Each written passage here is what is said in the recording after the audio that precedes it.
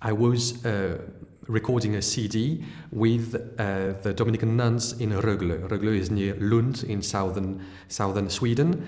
And one of the sisters has translated some goose in Swedish, and they wanted to make a CD of that. So I ensured the artistical and musical direction of the whole project for them, conducting them, and also recording myself some of the bits in solo or with the instrument with the sisters to make a nice CD of goose in Swedish. And I was going to a recording session there from Helsinki to Lund, and that's when my grandfather died. And I received a phone call from my parents saying, well, grandfather is dying, the funeral is that day.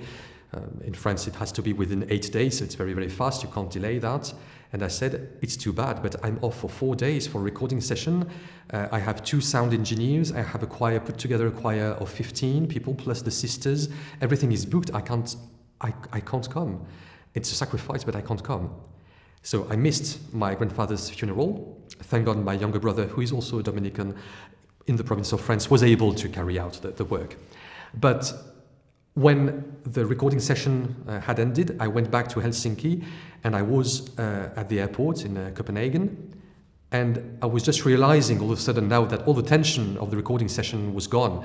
I was thinking, well, now now that I'm no longer riding the wave, all the tension has fallen down. I realized really what it means that I've missed the funeral of my grandfather. It was a bit hard.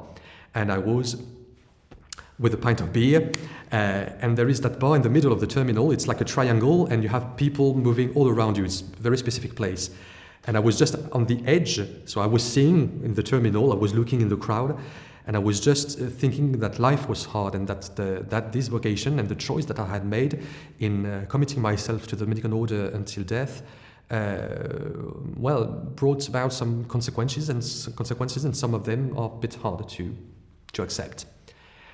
And right at the moment, I just look into the crowd and I see, like maybe 5 meters from me in the crowd, a man standing, stopped, looking intently at me. Like he was looking a bit like me, more hair, but a bit looking like me, a bit more chubby maybe, a bit chubbier. And he had a t-shirt, a white t-shirt with plain text written on it. It was Helvetica or Arial Narrow, the most boring font that you can imagine. And it was written on his t-shirt, nobody said it would be easy. And I just look at him, nobody said it would be easy, and I realize what it means. That's the answer to my state. And I just look at my beer, and I look again, he was gone.